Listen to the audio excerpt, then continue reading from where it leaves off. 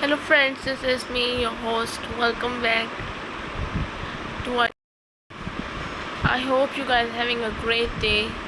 So today I am back with another video to give a review on another book, which is Stolen Sister. She didn't know she was missing. This book is by Linda Huber. A gripping psychological suspense. The phone was ringing as Maisie left herself into the flat after her Thursday morning visit to the library. She dropped her bags in the hallway and hurried through to the living room.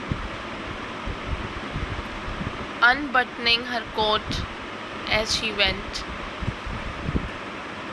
it was Paula. Hi, Maisie. I am wondering if you can help us this weekend.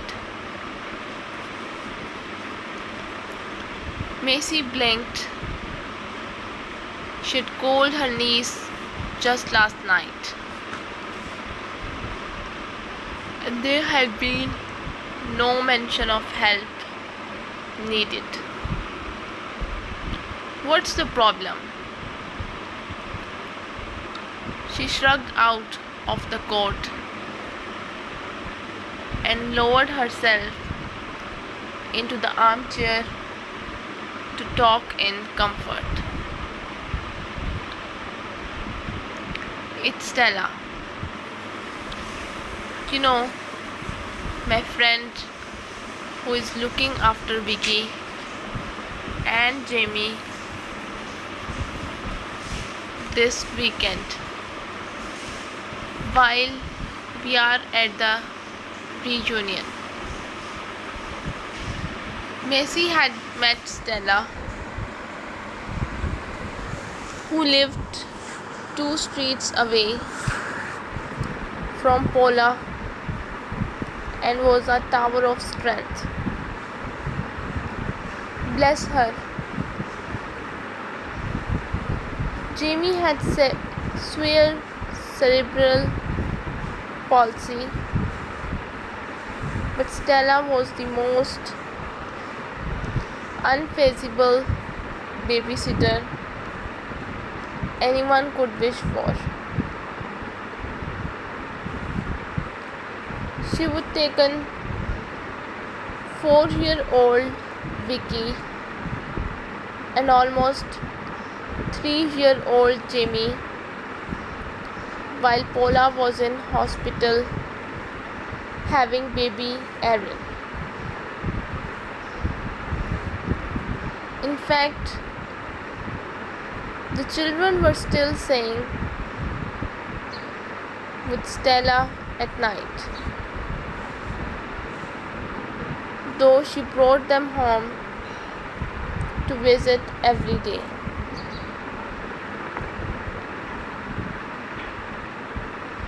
Paula went on, her husband's being taken into hospital with a burst appendix.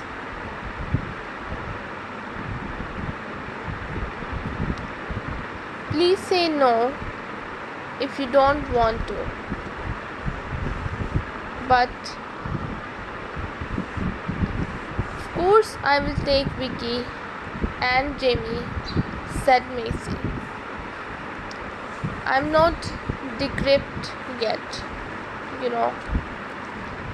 It's just 2 nights, isn't it? Mace, you are a star. Yes, we are driving to Carlisle tomorrow to meet up with Sylvie. Then we will all go on to the hotel in the car. The reunions on Saturdays and we will be home on Sunday afternoon. I would really like to go. If you are sure, you can cope. And we are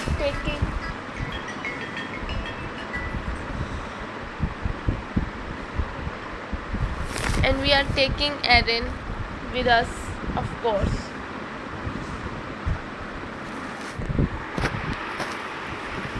By 10:30,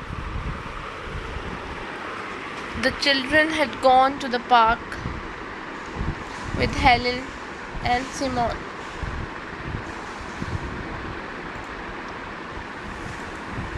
And Macy was baking scones for her book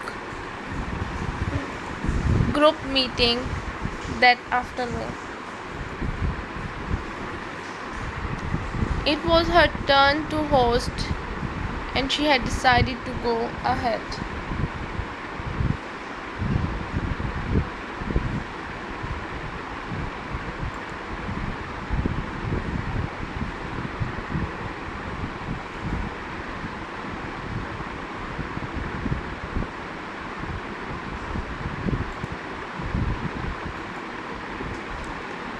She had to have some kind of life apart from the children. And 6 ladies for afternoon tea should be possible.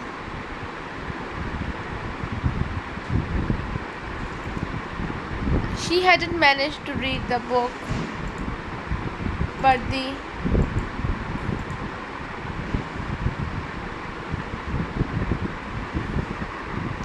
was a minor detail. She was sliding the scones into the oven when the phone rang, and she hurried through.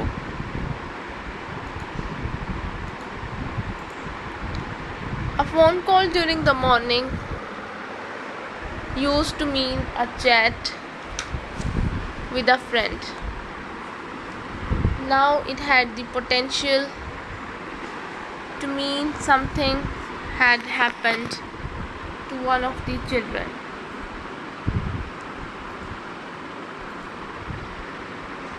Hi Macy, it's me.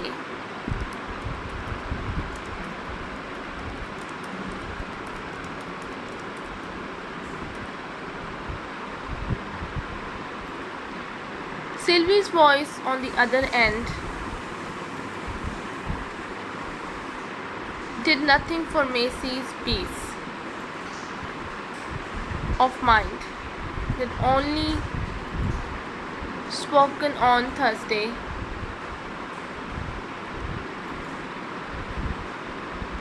Sylvie, is Erin all right?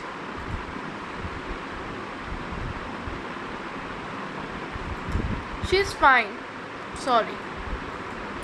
I didn't mean to scare you. It's Joe and Paula's car. I was wondering what you would like me to do with it.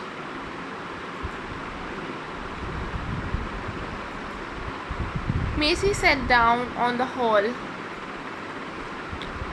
chair, feeling foolish. The car had never crossed her mind, but now she remembered the arrangement to leave it.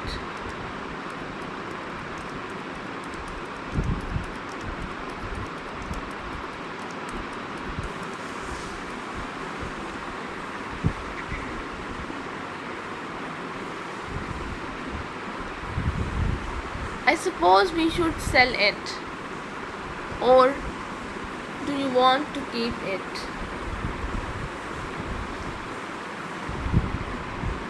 No, I don't need to.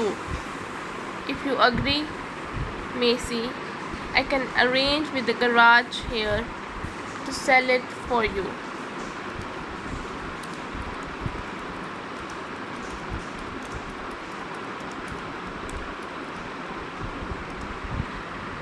That would be a big help. Would you do that?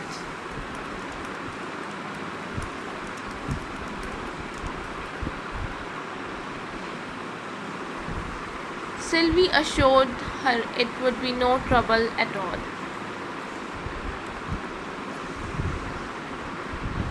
And Macy warned more and more to the younger woman.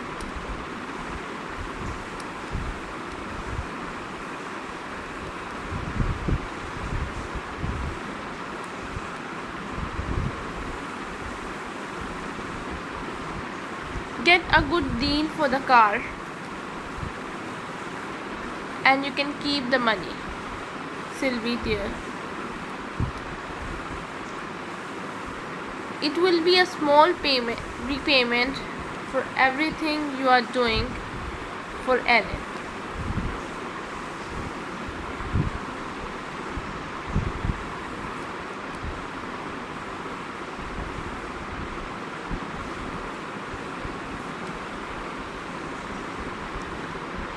I couldn't possibly. I love having Erin here. You must, I insist.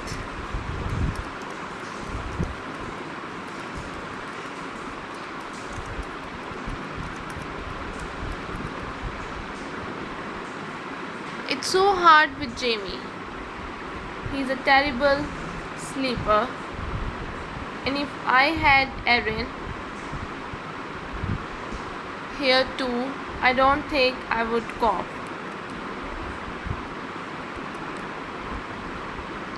You are giving me the chance to get things organized.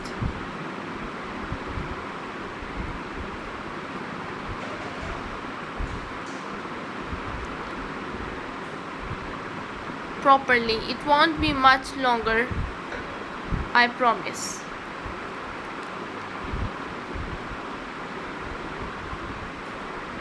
Sylvie gushed some more about the baby before ringing off.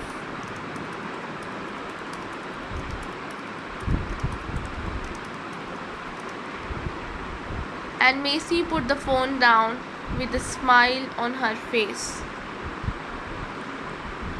She shouldn't have blurted out her woes like that. But Sylvie was such a gem.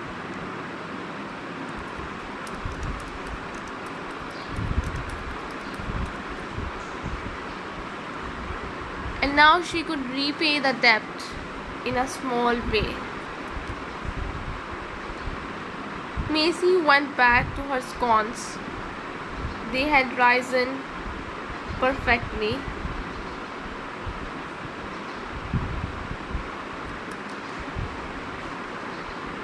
Sylvie drove south towards Stornoway, the sea swelling and grey on her left. The mainland invisible.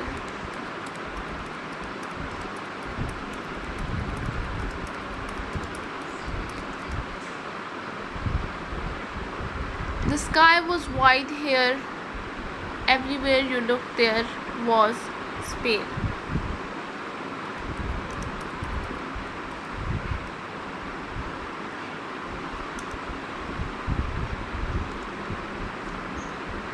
To the south of Fore and Harris lay the smaller islands of North and South Uist with Skye, Rum and Kenna and others too. To the east, and one day she wanted to visit them all. The Center for Alternative Therapy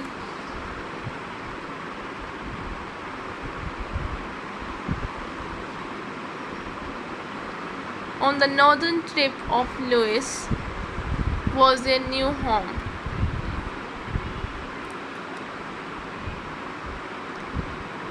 And Erin was there right now.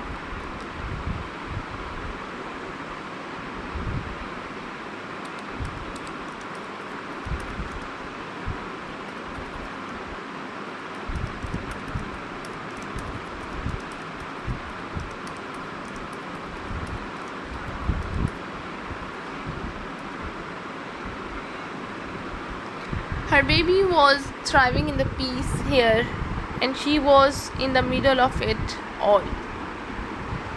Mum. At Stornoway, she pulled up by the post office and lifted her bag from the passenger seat.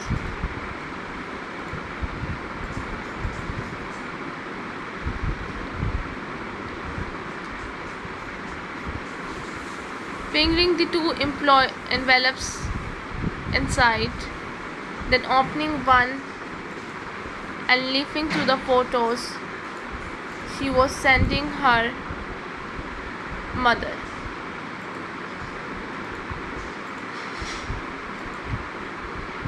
Erin in her buggy, Erin on the beach, Erin and Sylvie at home.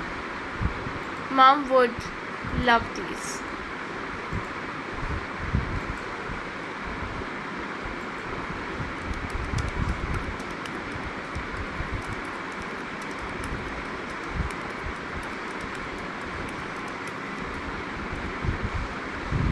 The planned fortnight in Devon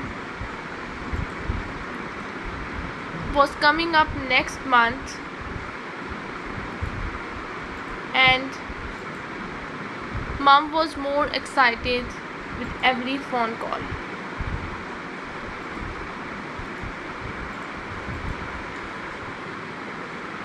Sylvie replaced the photos and stuck the flap down firmly. The second envelope had Macy's address on the front and a single photo inside, the one of Erin looking adorable in pink and beaming up at the camera.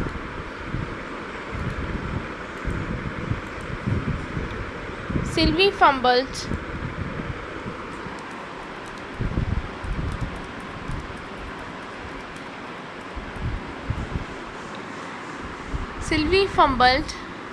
for a tissue and blew her nose.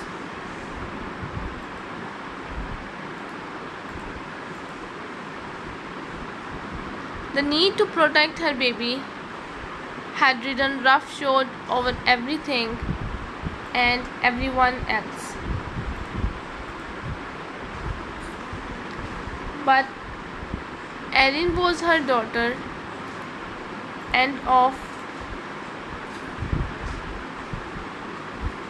she needed Erin to survive.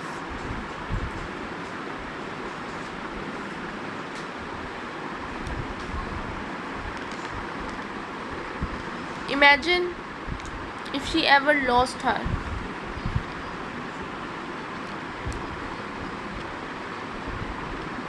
Sylvie shuddered.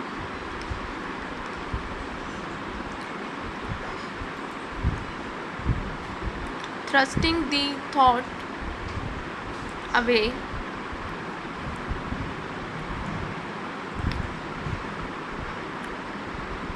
From now on, her child was no longer Erin.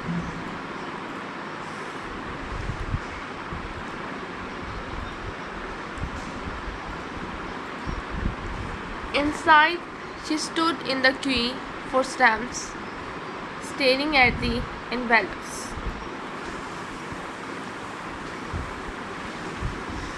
Next, Sylvie stepped forward,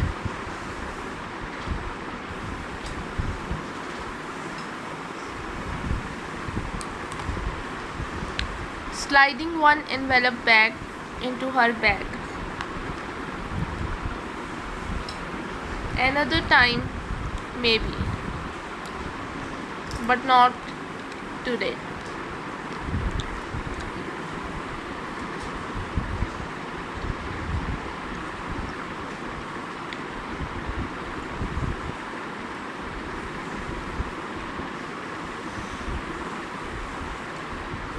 She pushed the thicker envelope towards the woman behind the glass. First class, please. 22 years later, Saturday, 28th October.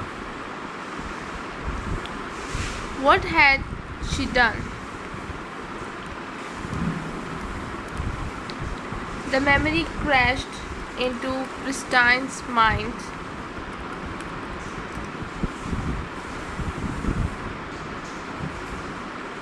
Mocking her from all directions. She pulled the towel over her head and rolled onto her side.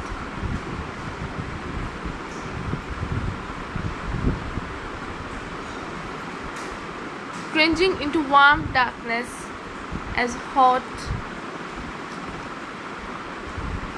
shame flushed through her. If anyone had seen them, her stomach lurched and she hugged both arms across her front and painted the nausea.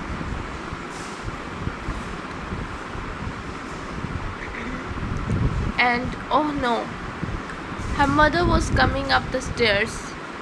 If Mom came in here now,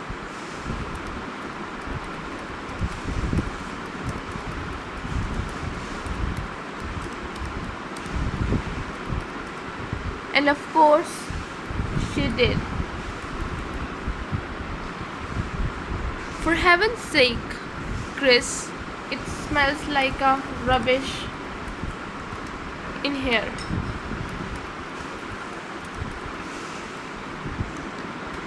I hope you are pleased with yourself after last night.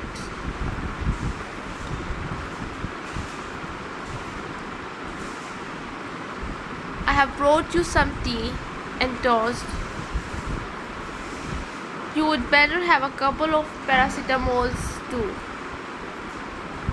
I'm sure you need them. The clunk as a tray was deposited on the bedside table sent new daggers twisting into Christine's head. But her mother wasn't finished.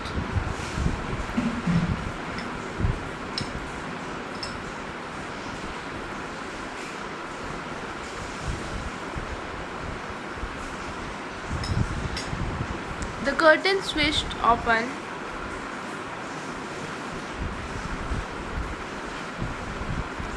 I will have eggs ready in half an hour, so make sure you are down to eat them.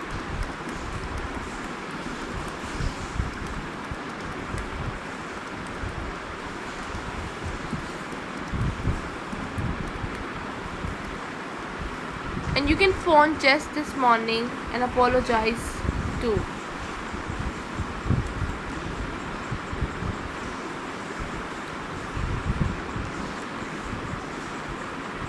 Her silver wedding party wasn't the right occasion to get blotto. Ben was already pulling work clothes from the wardrobe. I guess, are you going in too? Or is this a home day?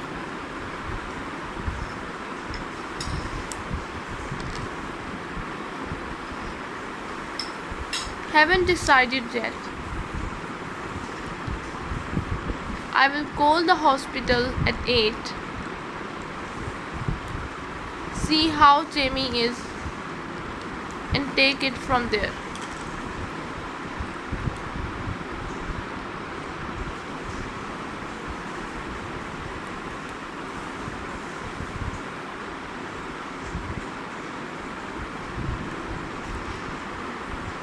Ben vanished into the shower.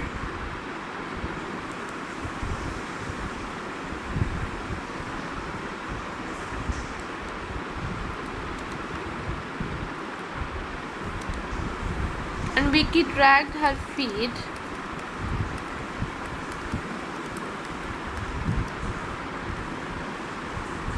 through to the kitchen.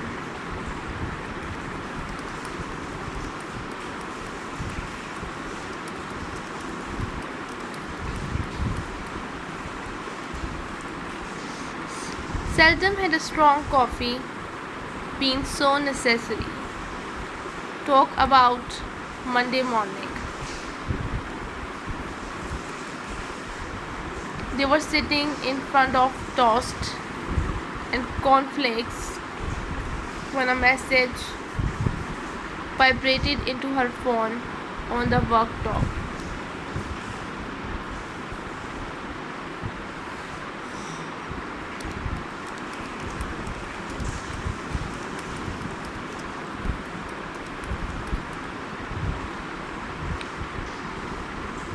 Vicky grabbed it with shaky fingers. Was this Larissa? It was. Sorry, forgot to text you last night. Ron's going to Kendall today for Chris and Sil, so all okay. Speak soon, Larissa. Vicky gaped at the text. Kendall. The hotel where her parents had died was very close to Kendall. Why would Sylvie take Chris there? She connected to Larissa's number.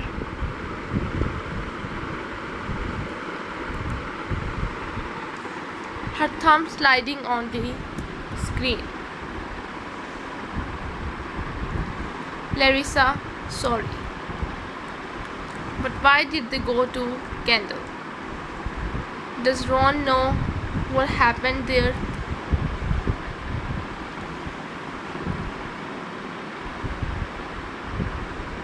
Larissa sounded bemused.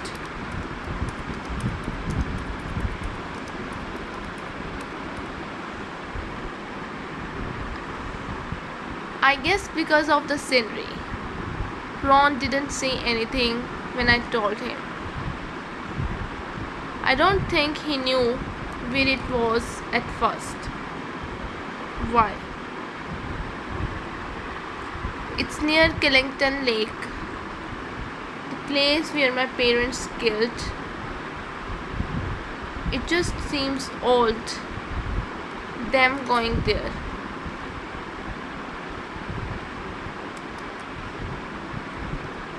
Oh my god, I'm sure Chris has no idea about that.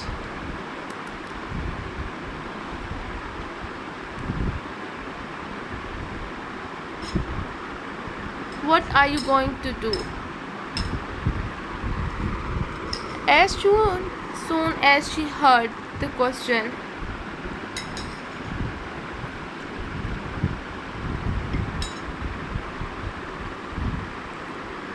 Vicky knew what. I will go there. Can you get Ron to call me ASAP? She broke the connection and leaped up. Ben was staring. Go where? Kendall. Sylvie's taken Chris there. Ben, I have to find her. Suppose she doesn't know that's where. She ran through to the bedroom for her handbag. Sylvie was unlikely to harm Chris. She seemed to have been a devoted mother to the girl. But tears.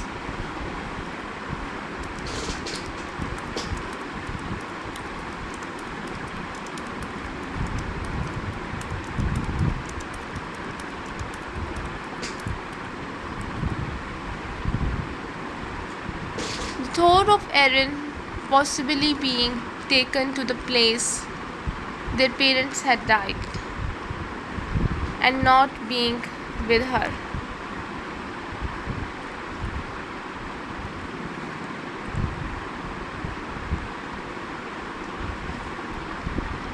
For now, she kept things light.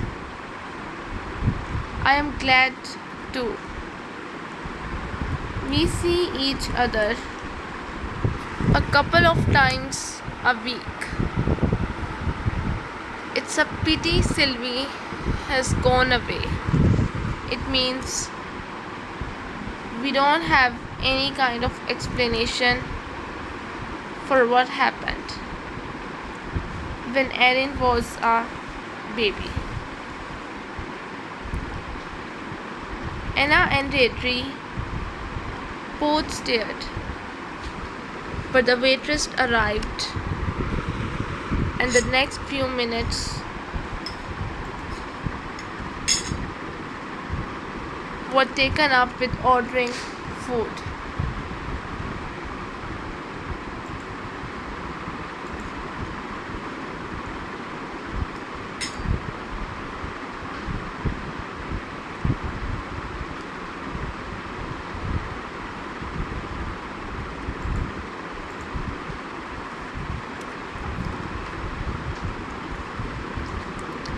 Vicky started again with a question. When was the last time you saw Sylvie?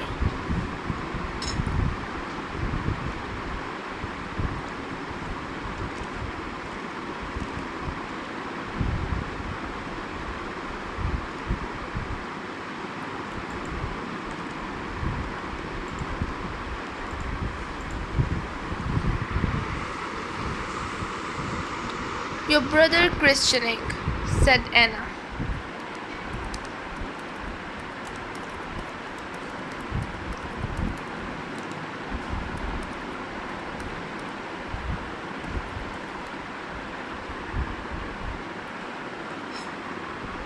We moved to Wales shortly afterwards, and when we came back 10 years later, Sylvie wasn't part of the crowd.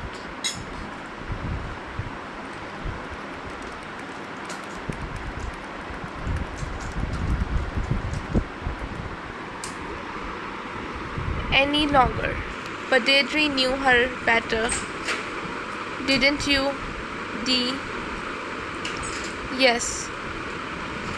After I left school, I was away for a year.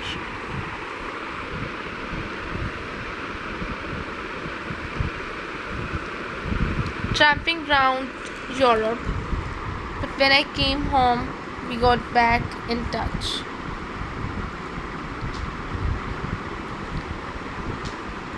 Sylvie and I went clubbing in a group most Saturday nights as 20-somethings.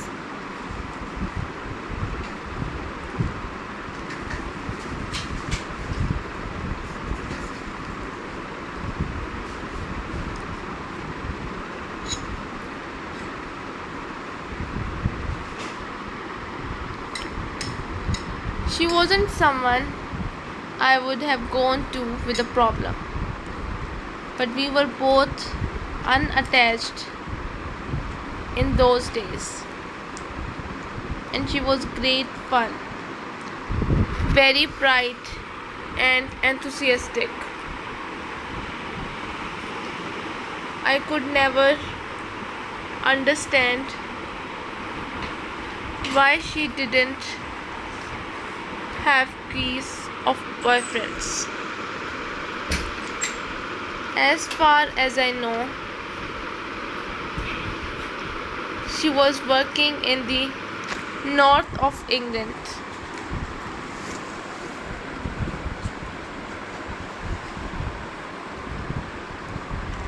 At the time of the reunion.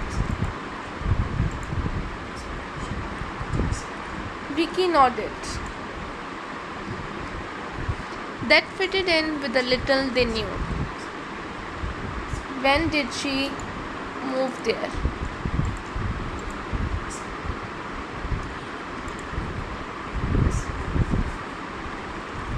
Not long before your sister was born, said Deirdre.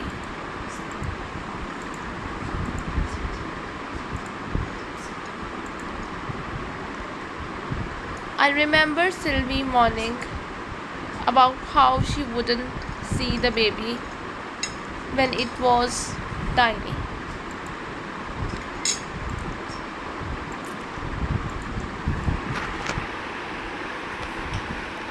But as it turned out, she did.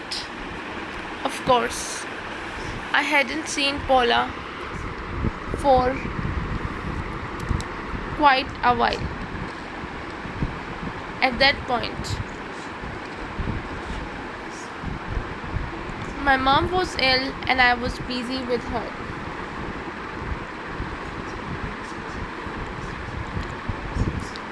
Vicky put down her fork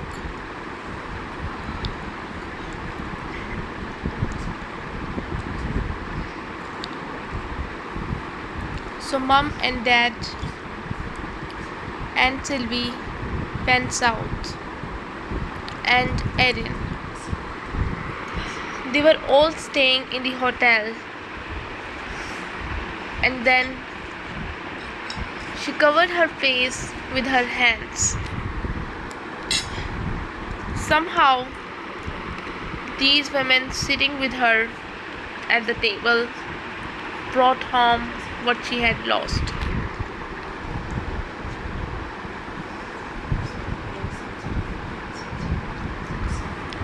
The shop door swung open and Kay rushed to hold it for the woman struggling in.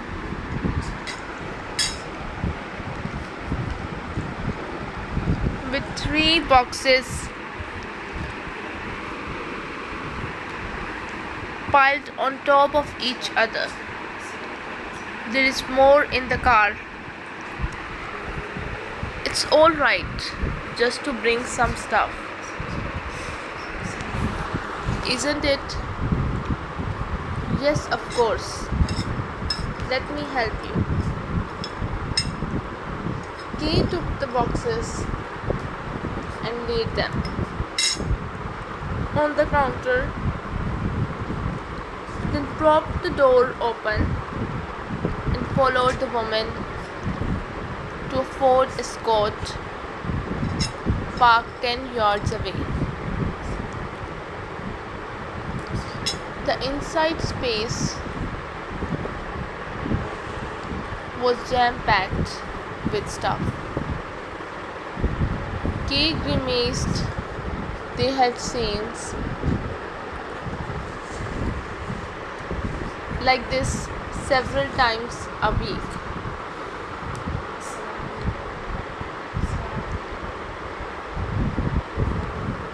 And it was usually a grieving son or daughter bringing a careful of a parent's earthly goods.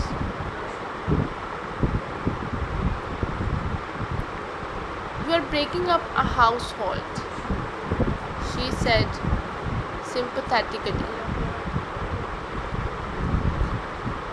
allowing the woman to pile bags and boxes into her arms.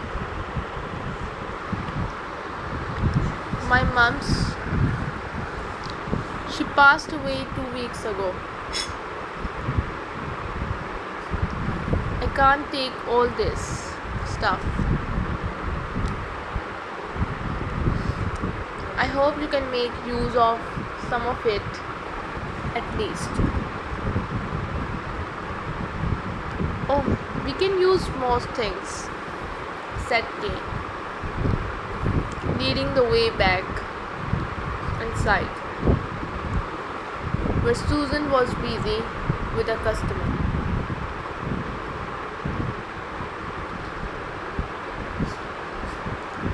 Anything that can't be sold is recycled in another way, and it's for a good cause. So thank you very much. The woman sniffed, and Kay thought back to the time she had to do the same thing for her father's home. It won't easy. Stay and have a cuppa, she said. When the last bag was in the shop, she settled the woman, whose name was Connie, in the back room and put the kettle on. Charity shops dealt our charity in more ways than one. She was listening to Connie's account of her mother's funeral when Susan put her head round the door. Hi Vicky, Steve here. Just to let you know, the doctor will be in to see Jamie again this afternoon. Is there anything you want us to ask him? Vicky abandoned her letter, tapping her index finger on the desk as she considered.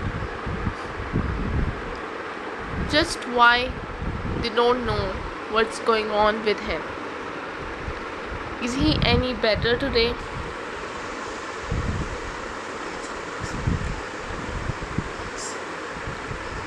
About the same. It's probably just a virus. Speak soon.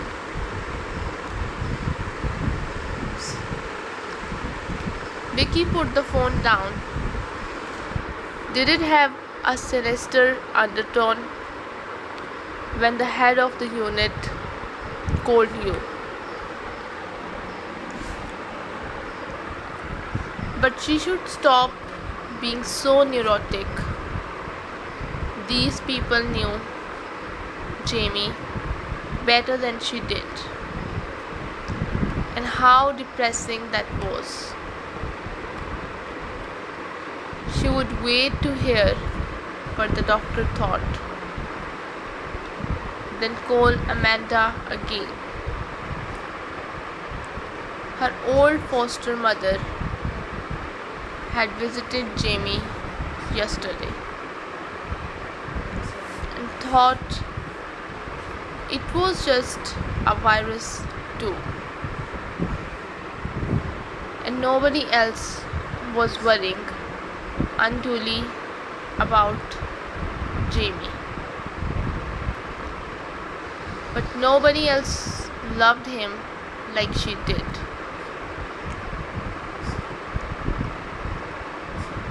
The thought did nothing to motivate Vicky to work. She lifted her phone to let Chris know about the doctor. Her sister sounded wrecked, and Erin was wailing in the background. Poor old Jamie. Let me know as soon as you hear anything. I will. Tough night. The second in a row. And oh, Vicky, the registrar just called.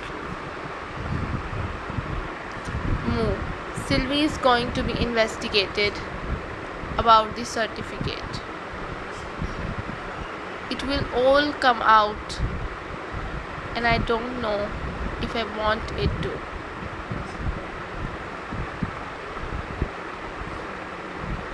Vicky's stomach lurched.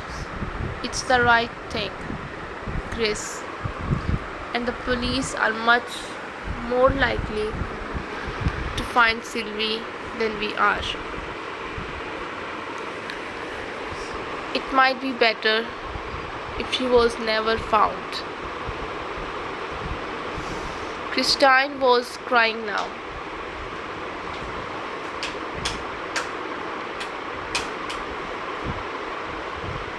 Vicky made a decision. Listen, I need to work for a couple of hours now,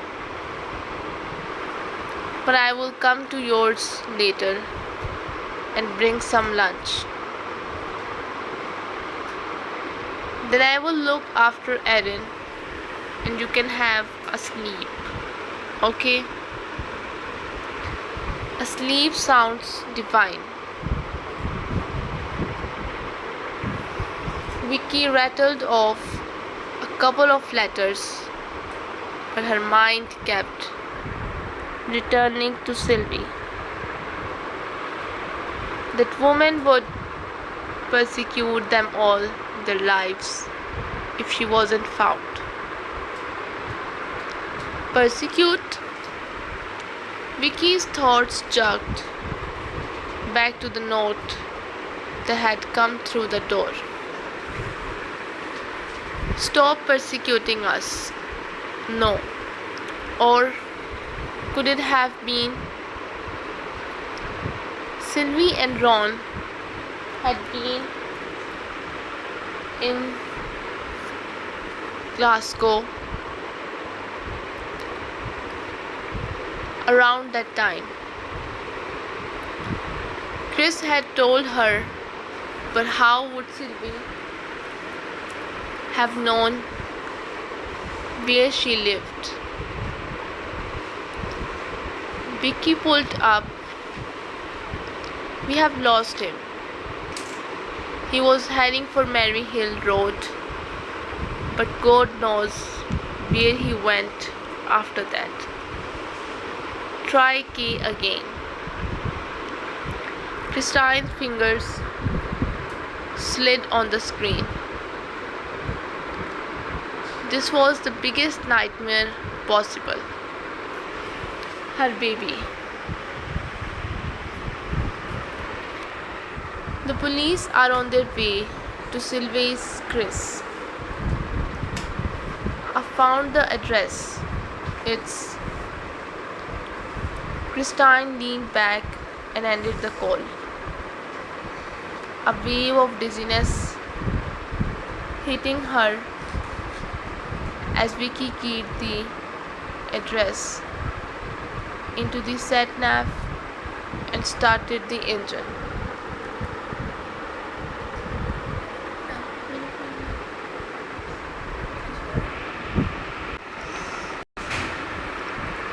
The police will find her now. Chris, hang on. That's all. Bitterness engulfed Christine. How do we know she's going home?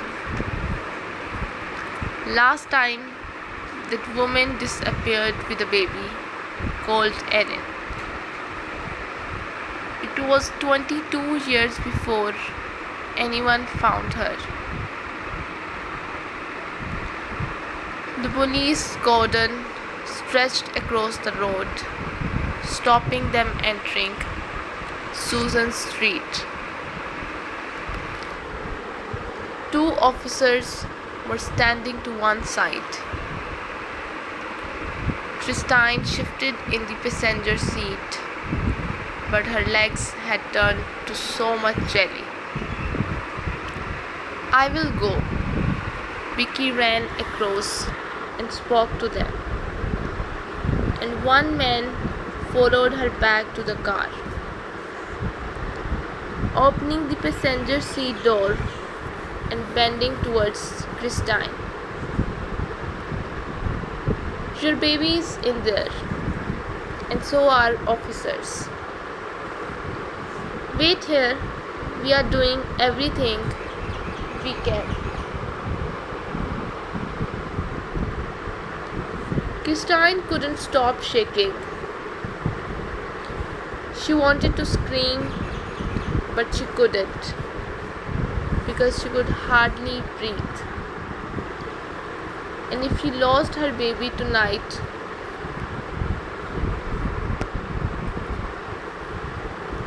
she would shake inside for the rest of her life.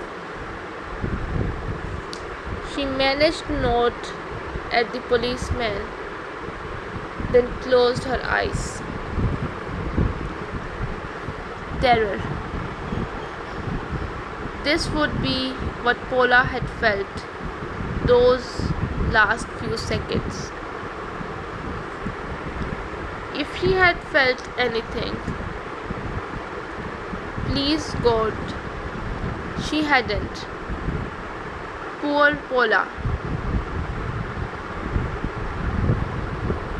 Her baby gone forever.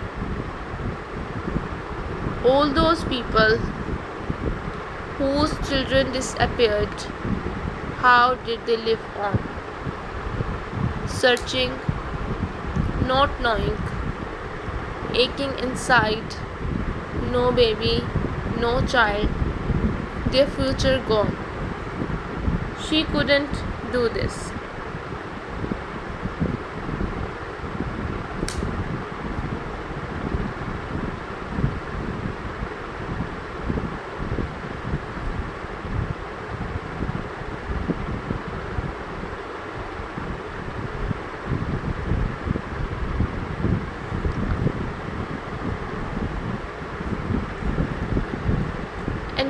And waiting, what the shit were they doing in there?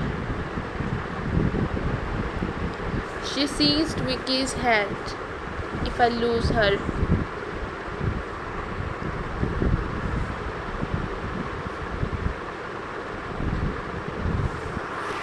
So this is all we have from this book. I hope you guys liked it. If you did, don't forget to press the like button, and if you wanted to suggest any book for review, you can tell me in the comment section. So I will make a video on that book too. And if you wanted to buy this book, you can buy it from our Amazon page, best book for you. You will have every best-selling book available there. So I'll be back with another video with another book for a review. Till then, just take care and goodbye.